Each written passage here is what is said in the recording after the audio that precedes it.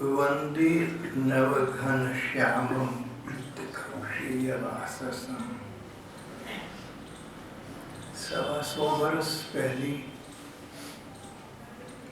Doctor V Goswami नाम के एक बहुत उच्च कोटि के भक्त हुए,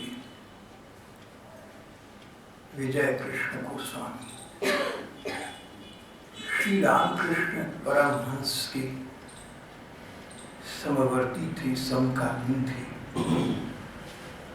विजय कृष्ण गोस्वामी के घर भगवान कृष्ण का मंदिर था। भगवान कृष्ण की मंजुल मूर्ति थी।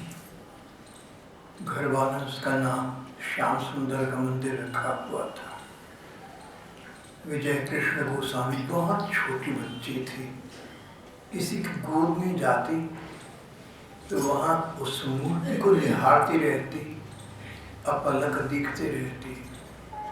घुटलियों चलना आया तो भागे हुए मंदिर में जाते और श्याम सुंदर के सौंदर्य का सतत अवलोकन करती रहती।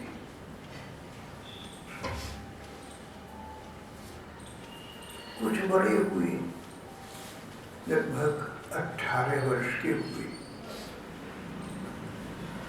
तो बंगाल के शांतिपुर में पढ़ाई शेष करने के बाद कलकत्ता में संगीत कॉलेज भर्ती हुए। 18 वर्ष के थे। इन्होंने अपने जीवन में भगवान के भजन की नियमित दिनचर्या बनाई हुई थी। सुबह से लेकर रात तक। सुबह को जल्दी उठ जाते, रात को देर से सोते। लगभग पूरा दिन ठाकुर जी की पूजा, किसी ग्रंथ का पाठ, रामायण, गीता, भागवत, किसी ग्रंथ का पाठ करते, संत महात्माओं की जीवनी पढ़ते, नाम का जप करते, रूप का ध्यान करते, व्रत उत्सव इत्यादि सब मनाया करते थे। 18 वर्ष के हुए पिता जा चुके थे। माँ इनके लिए एक सुयोग्य वधू ले आई, योग माया। बाद में विवाह के पश्चात लगता है कि योग माया भी इसी प्रकार की विजय कृष्ण के स्तर की भक्त थी। विजय कृष्ण गोस्वामी अपने अध्ययन, पूजा पाठ और समाज सुधार के कार्य में लगे हुए थे। विवाह हो चुका था। विवाह से उन्हें कोई अंतर न पड़ा। सुधार कार्य समाज के पहले की भांति करते रहे। भगवान के भजन पूजन की दिनचर्या पूर्ववत उसका पालन करती रहे। पत्नी योग माया के प्रति और अपनी माँ के प्रति कर्तव्य पालन में चूकते न थे। इस प्रकार विजय कृष्ण गोस्वामी सुखपूर्वक जीवन यापन कर रही थी। उन्होंने अपने मन में कोई लक्ष्य स्थिर करना चाहा। किसी प्रकार का जीवन में एक लक्ष्य स्थापित होना चाहिए।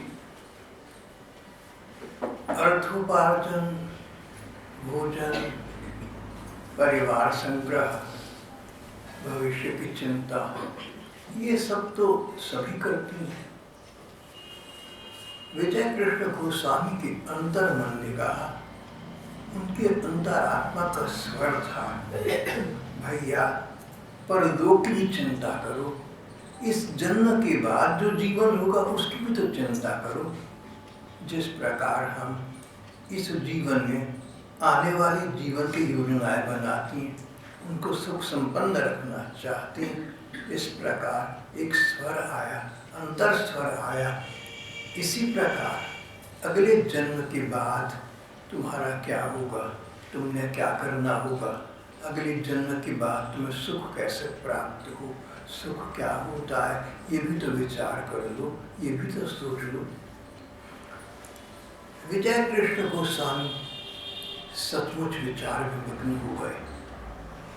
लक्ष्य तो स्थिर है, भगवान को पाना, भगवान का प्रेम प्राप्त करना। बचपन के संस्कार भगवान श्याम सुंदर के साथ संबंधित इन्हें कर चुके थे, पर अब इन्होंने परमात्म तत्व की प्राप्ति के लिए अनेक प्रकार के साधन जुटाए, योग साधना की, अनेक कर्म कांड किए, बहुत से व्रत उपवास किए, बड़े बड़े योगी सन्यासियों से मिले, पहाड़ों में जाकर, हिमालय में जाकर साधना की और वहाँ के चमत्कारी सिद्ध संतों से मिले, बहुत कुछ किया। लेकिन मन तृप्त न हुआ, सेंस ऑफ फुलफिलमेंट, जीवन में संतृप्ति प्राप्त न हुई। कहीं कुछ ऐसा है जो मुझसे कतरा रहा है, जो मेरे पास नहीं है और होना चाहिए। 4 पैसे भी हैं, पत्नी परिवार है और अच्छे हैं, समाज में प्रतिष्ठा का ऊंचा स्थान प्राप्त हो चुका है, सब कुछ तो है, फिर क्या है ऐसा जो नहीं है? अवश्य ही जो नहीं है वो अधिक महत्वपूर्ण है उससे जो है। जो कुछ है सब भौतिक है, सब सांसारिक है, शरीर के साथ समाप्त हो जाने वाला है। जो चाहिए सो तो इससे कहीं अधिक है। जो जीवन के बाद पुनरावर्ती जीवन में, जो इस शरीर के समाप्त होने के बाद परलोक में उपादेय होगा, काम आएगा, सो चाहिए।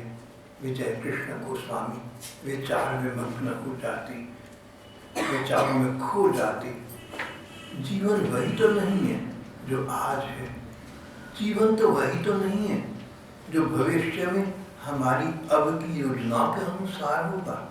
जीवन तो वो है जो पारवर्ती होगा, जीवन तो वो जो मृत्यु के पश्चात होगा। अभी तक का जीवन जैसा भी है, थोड़ा बहुत अपने हाथ में है, दिख रहा है। अगर आज के जीवन में कोई कष्ट आ सकती हैं, कोई समस्याएं आ सकती हैं, तो कम से कम उनका हल हमारे पास हो न हो, बोध तो है, पता तो है क्या आ सकती हैं, और पता है तो अपना सा हम उनका हल निकालने का प्रयास भी करती हैं। लेकिन परलोक में ऐसा नहीं होगा। इस जीवन के बाद जो जीवन है, मृत्यु के पश्चात जो जीवन है, आज तो सब अंधकार में है, हमें क्या पता तब क्या होगा।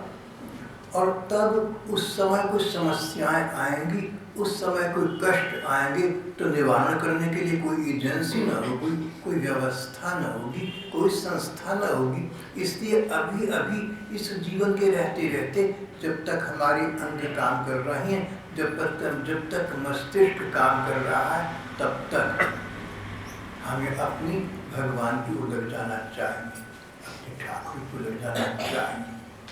फिर मृत्यु आई, प्रसन्नता पूर्वक आई। मृत्यु के परम देव श्री भगवान हमारे साथ होंगे, चिंता किस बात की।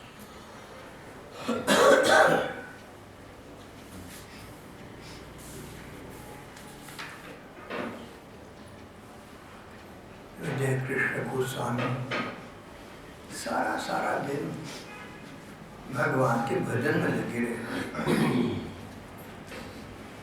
उनका दिन, उनकी रात 24 घंटे में एक बार सोते थे, शेष समय नाम जप में लगा दी, गुरु के ध्यान में लगा दी, और उनकी ऐसी स्थिति आ गई, नाम रूप का जो आश्रय होता है उसकी ऐसी स्थिति आ जाती है। कुछ न करो, नाम का जप करे जाओ, राम राम हरे हरे कृष्ण कृष्ण हरे हरे, नाम का जप करे जाओ और मन की आंखों से भगवान के रूप का ध्यान करे जाओ। ये दोनों वस्तुएं, नाम का जप और रूप का ध्यान, इनकी वस्तु शक्ति विचित्र है। वस्तु शक्ति जानते ना, जैसे पानी की वस्तु शक्ति ढीला करना है, वो शक्ति जो वस्तु में स्वयं है, हमें पता हो या न पता हो, हम माने या न माने, है तो है। नाम जप और रूप के ध्यान की वस्तु शक्ति ऐसी है, इसकी अपनी ऐसी सामर्थ्य शक्ति है कि व्यक्ति को भगवान के समीप, भगवान के प्रेम के प्रति उसकी दिशा में पहुंचा देती है। गोस्वामी विजय कृष्ण अब 23 घंटे भगवान के ध्यान में लगे रहते। जिस मंदिर के पीछे मानो पागल हो गए थे, होटलियों चलते थे तो भागे जाया करते थे श्याम सुंदर के दर्शन करने, और उस मंदिर का बड़े होने पर नियम लिया था नित्य प्रति उनके दर्शन अवश्य करनी है। लेकिन अब मंदिर जाना बंद सा हो गया। मंदिर में जो मंदिर मूर्ति श्याम सुंदर की, वो तो अपने हृदय में स्थित है। अपने मन मंदिर में श्री कृष्ण की सुंदर मूर्ति स्थापित है। बहिर्गमन की अब क्या आवश्यकता रहेगी।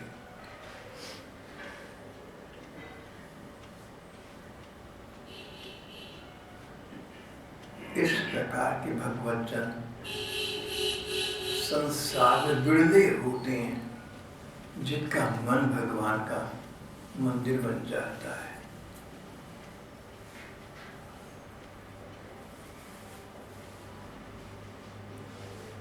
पलके उठाऊं, पलके झुकाऊं, सामने तू आ जाए। आंखें बंद करूं या आंखें खुली रखूं, श्याम सुंदर का सलूना स्वरूप तो बना ही रहता है। वो क्या कहती थी, श्री कृष्ण मथुरा चले गए, उनका रूप सामने बना रहता था। कहती थी गोपिकाएं एक दूसरे से कहती, सखियों कोई एक पल, कोई एक क्षण ऐसा भी तो आए जब श्याम सुंदर से दृष्टि हट सके, मैं भी चैन पा लूं। ऐसी स्थिति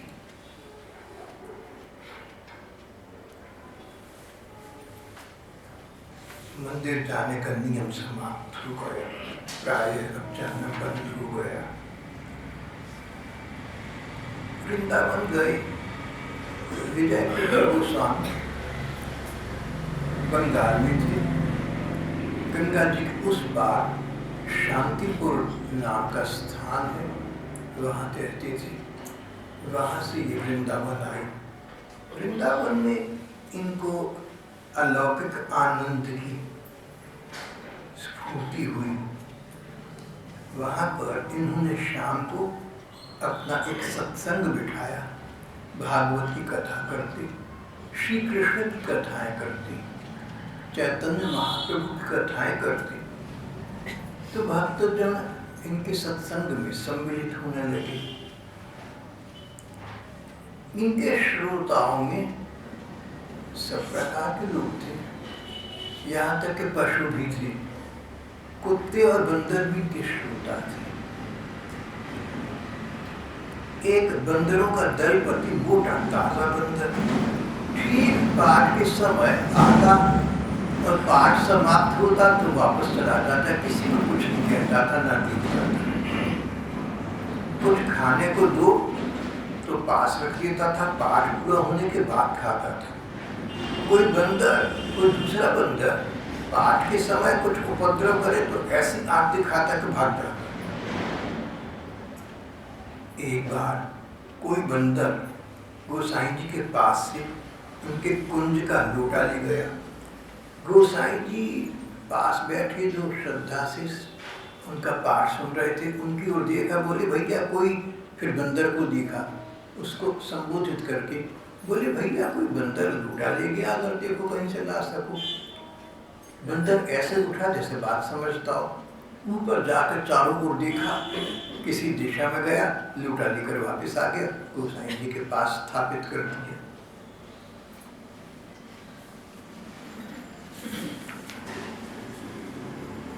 गोसाई जी वापस वृंदावन से शांतिपुर आई, वहां भी उनका सत्संग होता था, वहां भी यही स्थिति थी। एक कुत्ता उनके सत्संग में नियमित आया करता था। अपने कमरे में बैठा रहता। जीवन में इस कुत्ते ने कभी मांस नहीं खाया। श्याम सुंदर के मंदिर की परिक्रमा करता था। कीर्तन का शब्द सुनते ही भागा आता, एक स्थान पर बैठ जाता, ध्यानपूर्वक कीर्तन सुनता रहता। लोगों ने देखा कभी तो कभी कीर्तन सुनते सुनते इसकी आंखों में आंसू भर आते, इसके नयनों से नीर विसर्जित होता, आंखों से आंसू टपकते। एक बार गोसाई जी कीर्तन करते करते कहीं जा रहे थे। ये कुत्ता मंडली से अलग हो गया और गोसाई जी का बहिर्वास, जो कपड़ा वो डाले रखते थे कंधे पर, उनका जो बहिर्वास उनसे खींचने लगा। गोसाई जी जहाँ कुत्ता ले जा रहा था उस स्थान पर गए, वहाँ उसने मिट्टी खोदनी शुरू कर दी।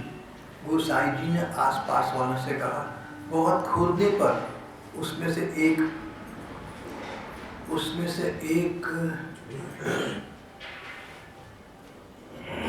काष्ठ पादुका निकली, लकड़ी की खड़ाऊ निकली। ये खड़ाऊ चैतन्य महाप्रभु के समकालीन, नहीं दोबारा कहूँगा, ये खड़ाऊ अद्वैताचार्य की थी। अद्वैताचार्य चैतन्य महाप्रभु के समकालीन थे। अद्वैताचार्य की खड़ाऊ निकली। गोसाई जी ने खड़ाऊ को माथे पर लगाया, सिर पर लगाया, भाव मग्न हो गए।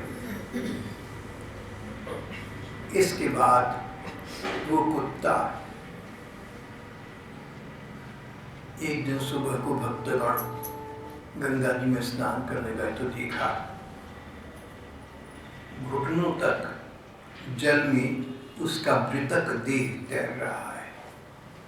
भक्तों ने और गोस्वामी जी ने अपने हाथ से बालू में गड्ढा खोदकर उसके देह को समाधिस्थ कर दिया, जैसे किसी साधु को समाधि देती हो, इस भक्तराज श्रवण को दी थी।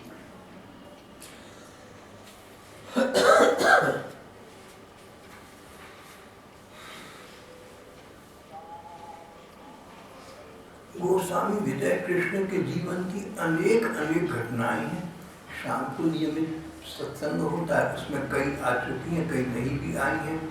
उनकी गोस्वामी जी की जीवनी पढ़ो तो अपने को स्वयं आनंद लाभ होगा। यहाँ तो संक्षिप्त में बात हम समाप्त कर रहे हैं। गोसाई जी का लोगों में बहुत प्रतिष्ठा प्रचार हो गया था।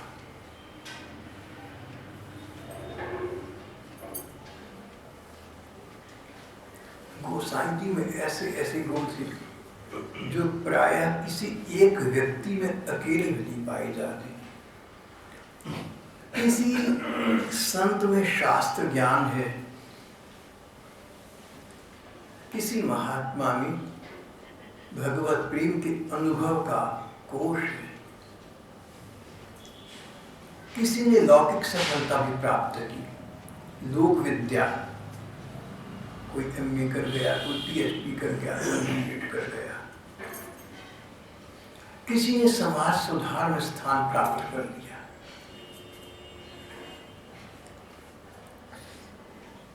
विजय कृष्ण गोस्वामी में एक ही व्यक्ति में सभी गुण थे। जो गुण अभी अभी आपके सामने अनुसूचित किए, सबके सब गुण विजय कृष्ण गोस्वामी में उपलब्ध थे। मस्तिष्क प्रधान भी थे और हृदय प्रधान भी थे। तर्क से काम लेते थे, तर्क शक्ति का प्रयोग करते थे और हृदय प्रधान भी थे। श्री कृष्ण के प्रति प्रेम के सरिता अपने हृदय में अवगाहन कर रही थी।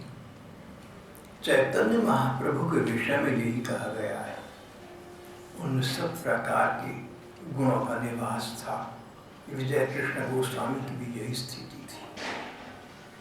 परिणाम ये हुआ कि विजय कृष्ण गोस्वामी की लोकप्रियता चारों दिशाओं में बढ़ती गई, उनकी प्रतिष्ठा बहुत बढ़ गई। उनके लोग उन पर सर्वस्व न्यौछावर करने को तैयार रहते थे। अब जब प्रतिष्ठा बढ़े, लोकप्रियता बढ़े, तो ऐसे लोकप्रियता प्राप्त, प्रतिष्ठा प्राप्त व्यक्ति को तैयार रहना चाहिए साथ में एक वस्तु फ्री मिलेगी। मैंने सुना है बाजार से 2 चीज खरीदो, एक फ्री मिल जाती है। तो जहाँ ये 2 चीजें मिल जाए ना, लोकप्रियता और प्रतिष्ठा, वहाँ एक चीज फ्री मिलती है। कोई ना कोई ऐसे अपने सदस्य निकल आते जिनमें ईर्ष्या जाग जाती है, अपने लोगों में ईर्ष्या जाती है, बाहर वालों में ईर्ष्या जाती है। बाहर वाली तो जैसे आप हैं उस रूप में आपको स्वीकार कर लेंगे, लेकिन अपने लोग सोचेंगे अरे ये तो इस योग्य तो नहीं था, कैसे बन गया। ये हमारा स्वभाव है। हम अपने लोगों को किसी उच्च आसन पर विराजमान देखकर बहुत तर्क वितर्क कर सकते हैं, यहाँ तक कि ईर्ष्या द्वेष का उसे और अपने को पात्र बना सकते हैं। दयानंद सरस्वती कितने महापुरुष थे, इनके अपने रसोइये ने जहर दे दिया और समाप्त हो गए। इस प्रकार न जाने कितने भक्तों की, कितने महापुरुषों की गाथाएं हैं। अगर पूर्ववर्ती इतिहास, विदेशी इतिहास की बात करें तो महात्मा ईसा को उनके जो पट्ट शिष्य थे, हजारों लोग उनके कहने में थे, 5-7 जो उनके अंतरंग शिष्य थे, उनमें से एक ने सरकार को उनके विरुद्ध इत्तला देकर उनको मृत्यु दंड दिलवा दिया था। समाज है, संसार है, सदा से ऐसा चलता रहा है। किसी पर टिप्पणी न करना, उससे तो कुछ मिलेगा नहीं। अपने को देखना, हम अपने आप को किसी के प्रति, किसी के भी प्रति, किसी साधारण व्यक्ति के प्रति भी ईर्ष्या का पात्र न बनाना, द्वेष का पात्र अपने को न बनाना।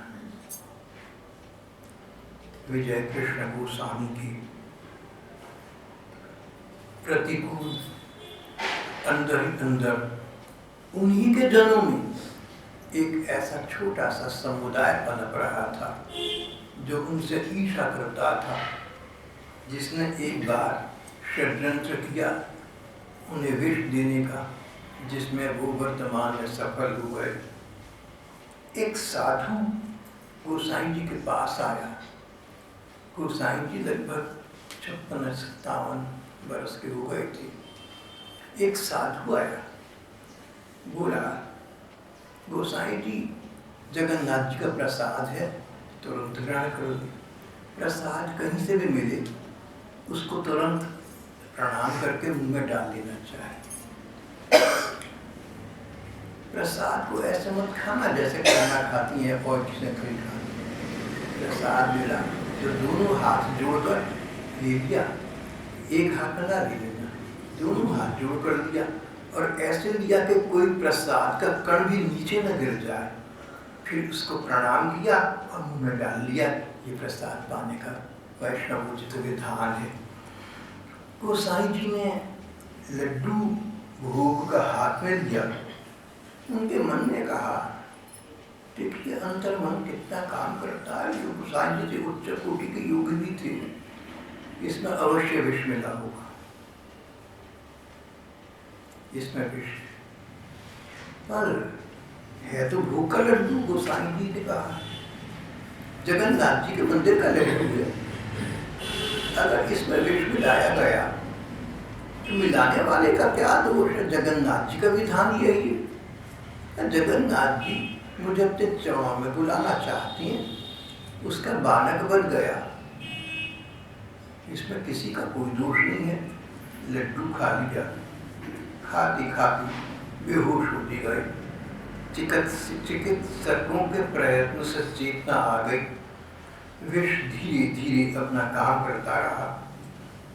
1 महीने बाद सन 1899 की बात है, गोसाई जी 58 वर्ष के हो गए थे। ज्येष्ठ मास की जेठ की 22वीं तारीख को भी नित्य लीला में अपने श्याम सुंदर से जा मिले। ये लीला समाप्त हो गई। जीवन बड़ा क्षण अनुकूल है। बड़े बड़े महापुरुषों का जीवन 2 मिनट में समाप्त हो जाता है और हम किस खेत की भूल है भैया, आगे का ध्यान करिए। तो वर्तमान तक सीमित न रहना, भविष्य की योजनाओं तक भी सीमित न रहना, पर लोक का विचार करना, अगले जन्म का विचार करना। वहाँ हमारा संयोग बने, ठाकुर जी के साथ योग बने, इसका उपाय आज कर लेना। इस जीवन में सुख दुख आते हैं, आते रहेंगे, पहले भी सबके आते रहे, भी आते रहेंगे, पर इस बात को मत भूलना कि ये सुख हूँ या दुख हूँ, इसी जीवन के साथ में सुख भी दुख भी। जीवन गया, सुख दुख गए। He who dies pays all debts.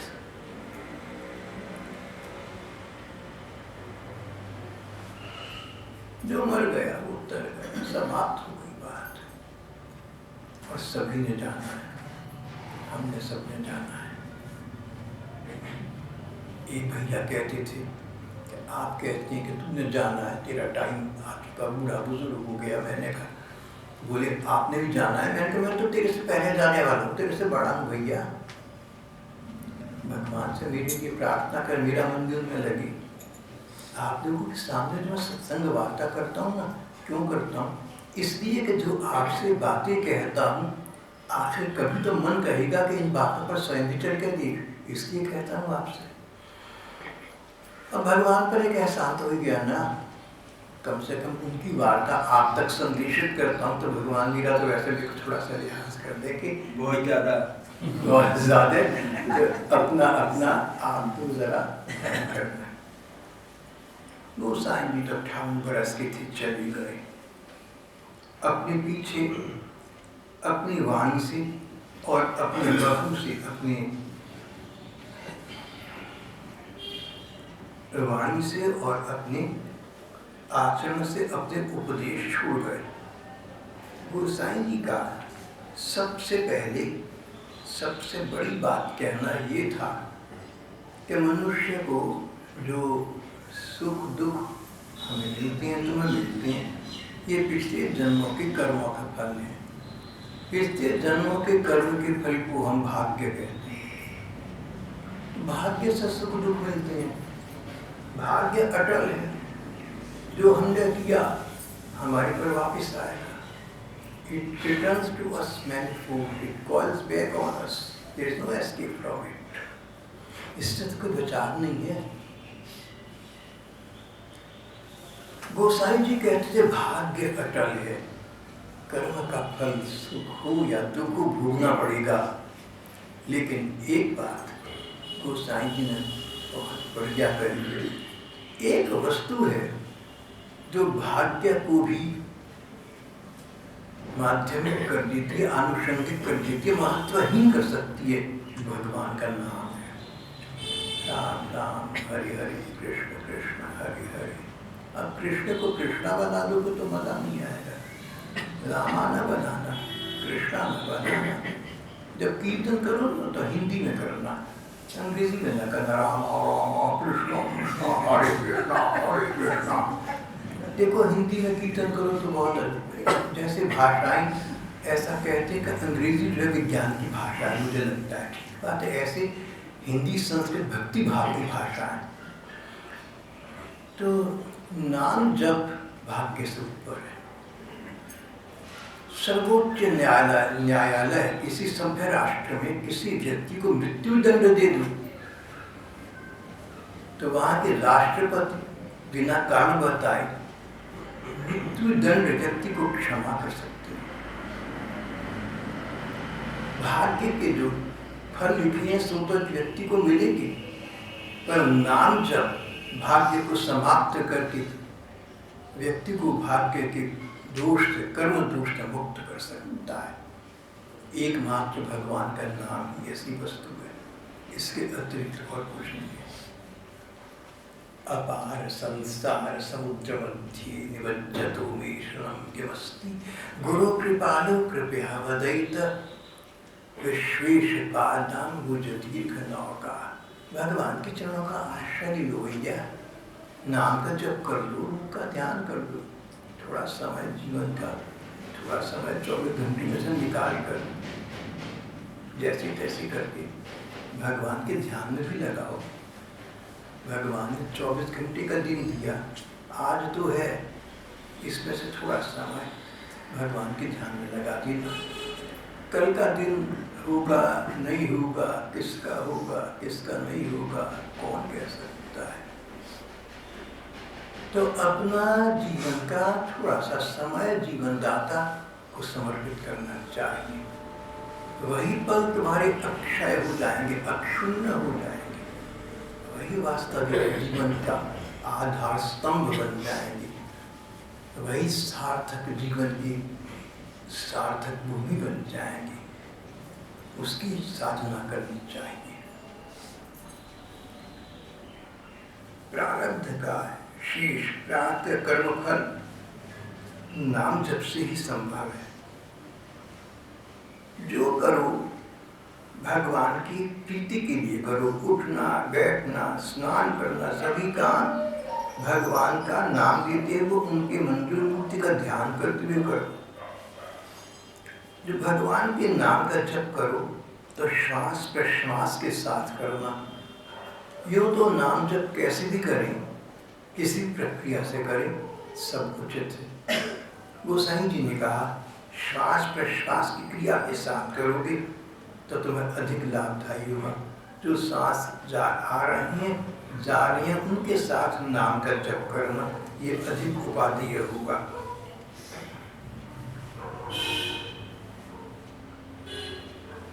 नाम का जप, गोसाई जी ने कहा नाम ही सब कुछ है, नाम से ही सिद्धि होती है। श्वास प्रश्वास के साथ नाम जप करने से अधिक लाभ होता है। श्वास प्रश्वास से हमारे रक्त में शुद्धि आती है, नाम जप से हमारे शरीर में हमारी अंग रचना में शुद्धता ही आती है। श्वास प्रश्वास में नाम बुझ जाता है, देह नाममय हो जाता है।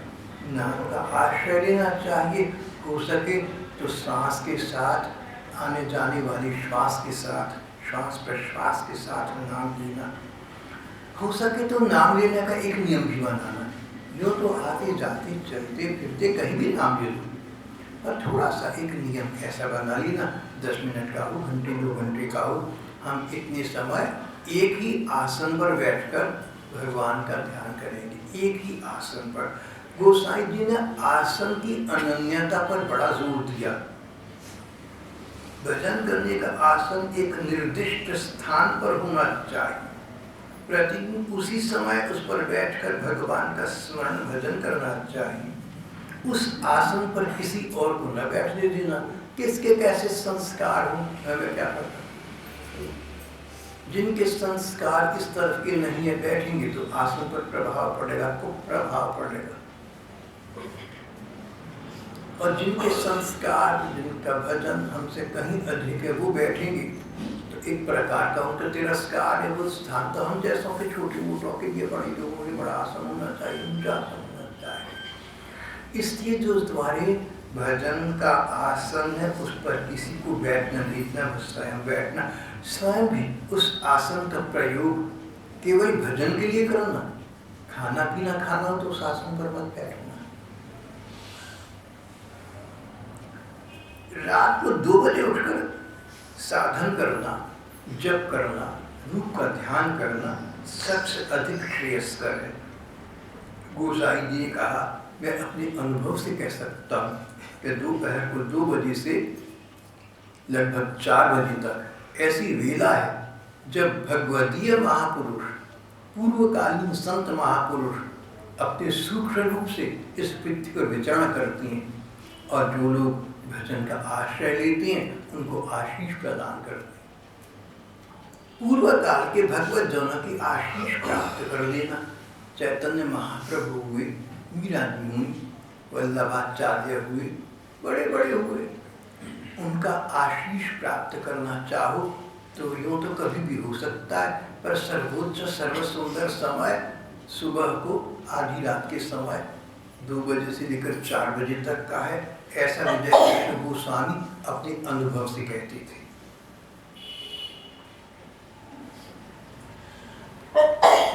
नाम जप करते समय हो सके तो एक बात का हो सके तो और ध्यान करना, मैं ये भौतिक शरीर नहीं हूँ, मेरा एक सूक्ष्म रूप है। आप ये कह लीजिए मेरा एक काल्पनिक रूप है, मेरा एक मानसिक रूप है। वो भौतिक नहीं है, रक्त अस्थि मांस का पंजर नहीं है, समाप्त होने वाला नहीं है। मैं भगवान का सेवक हूँ, मैं भगवान की सखियों का, सखाओं का, गोपियों का सेवक हूँ, भगवान के भक्तों का सेवक हूँ। जैसे भगवान के भक्त सबके सब चिन्मय हैं, दिव्य हैं, आत्मा रूप हैं, रूह है, उनकी रूहानी ताकत है, आध्यात्मिक सत्ता है उनमें, अध्यात्म सत्ता है। इस प्रकार नाम जप करते समय मन ही मन अपने को सूक्ष्म रूप में देखना, मैं ठाकुर जी की सेवा में। गोसाई जी ने कहा कि जो तुम्हारे गुरु स्वरूप संत हैं, ध्यान करने से पूर्व उनको मन ही मन प्रणाम भी करना, क्योंकि उनके बताने से हम इस मार्ग पर चले। अपने गुरु को, उसके शरीर को मानवीय शरीर न समझना। अगर सच्चे संत तुम्हारे जीवन में है, अगर सच्चे गुरु तुम्हारे जीवन में है, तो उनका शरीर धर्म तो वही होगा जो हम सबका है, खाना पीना इत्यादि सोना, पर ये वास्तविकता नहीं है। वास्तविकता ये गुरु का देह गुरु नहीं है। इन्होंने कहा गुरु का देह ही गुरु नहीं है। गुरु न रहे तो भी देह बना रहता है, गुरु का देह न रहे तो भी किसी सूक्ष्म रूप में गुरु बने रहते हैं। चैतन्य महाप्रभु के दर्शन कहीं कहीं आज भी हो जाते हैं। कईयों को तो विजय कृष्ण गोस्वामी जी के दर्शन, पूर्वकालीन संत जिनका अमर जीवन हो गया, जिन्होंने सदा सदा के लिए भगवान के चरण शरण ग्रहण कर दी। भगवान अविनाशी हैं, वे भी अविनाशी हो गए। जैसे जिस देश में जाओ ना, वहाँ का वातावरण तुम्हें अभिव्याप्त कर देगा। ठंडे मुल्क में जाओ ठंडी लगेगी, गर्म मुल्क में जाओ गर्म लगेगी। ऐसे भगवान के धाम में जो जाता है उस पर भगवान के धाम का वातावरण काम करता है। वो अप्रमेय है, अद्वितीय है, अविनाशी। व्यक्ति अविनाशी हो जाता है। गुरुदेव वहाँ चले गए, अविनाशी हो गए, आज भी प्रकट होकर हमारा दिशा दर्शन कर सकते हैं। कई गुरुओं के विषय में ऐसा मैंने पढ़ा है, जिन्होंने अपना शरीर शांत होने के बाद शिष्यों के सामने आकर उनको दिशा दर्शन प्रदान कर दिया।